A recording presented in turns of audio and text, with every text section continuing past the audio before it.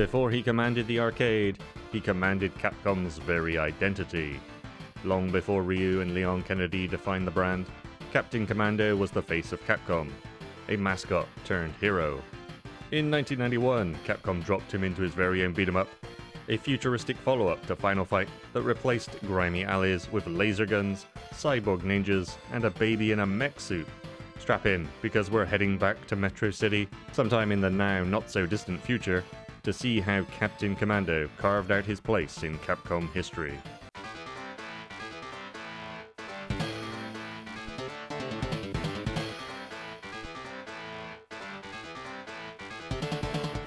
Captain Commando was developed and released by Capcom in 1991 for arcades, running on the CPS-1 arcade system, the same hardware that powered Final Fight and Street Fighter II.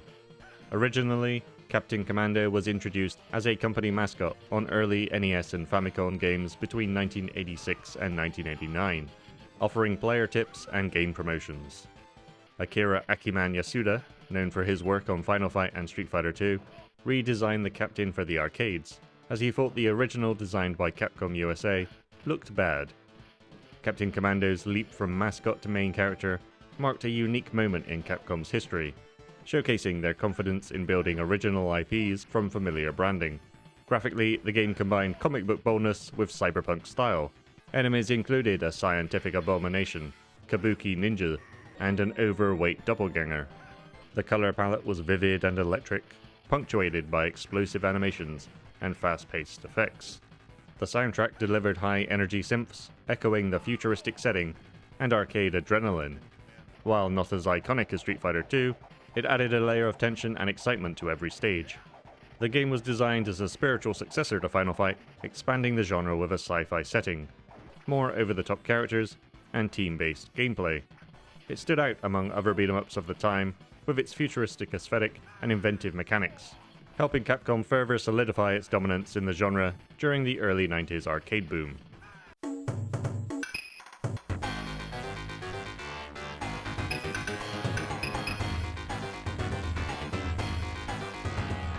The year is 2026.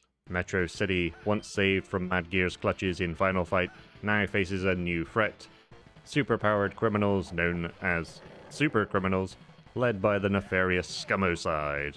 Changed from the Japanese version of genocide, I can't imagine why, society teeters on collapse, and only one elite task force stands in their way: the Commando team.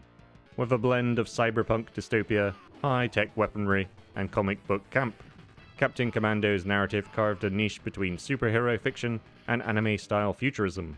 The stakes were world-threatening, but the tone was pure Saturday morning cartoon.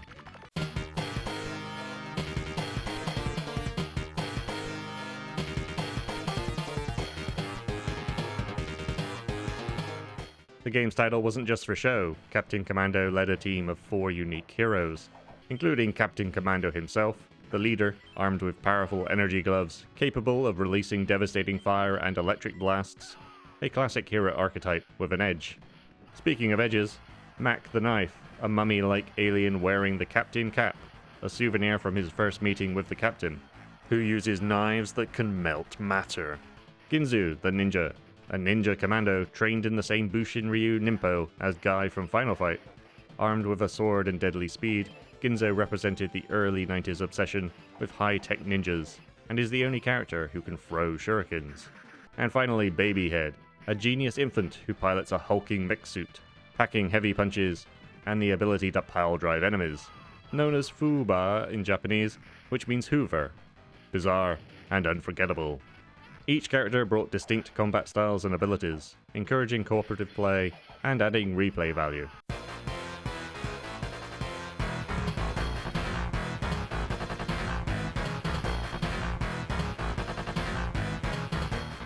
At its core, Captain Commando follows the beat-em-up formula popularized by Final Fight. Walk left to right, smack enemies, pick up and use weapons or find items for health and points, and interact with destructible objects. But it pushed the formula with creative twists. Rideable robotic suits that amplified attacks and had their own health bars, the ability to dash by tapping left or right twice, allowing for running attacks or even a running jump attack, as well as projectile weapons for ranged control. The game supported up to 4 players simultaneously in the arcade version, which was a rarity and a major draw at the time. Each commando played differently, which made multiplayer sessions both chaotic and thrilling.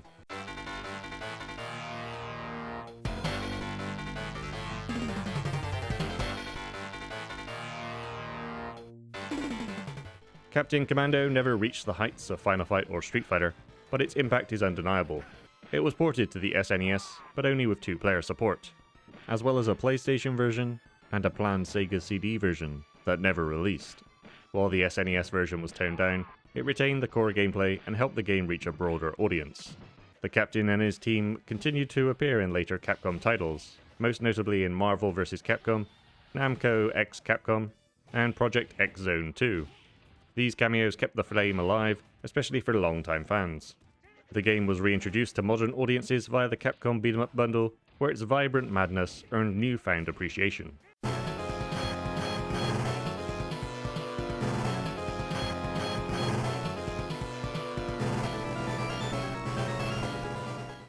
While we haven't seen a proper sequel, the demand for classic beat-em-ups has surged in recent years.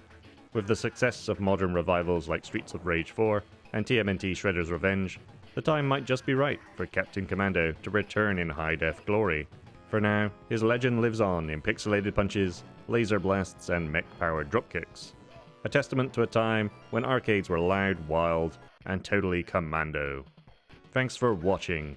If you enjoyed this deep dive into Capcom's wild and wacky future time brawler, be sure to like, subscribe, and leave a comment with your favorite commando. Until next time, stay super and stay weird.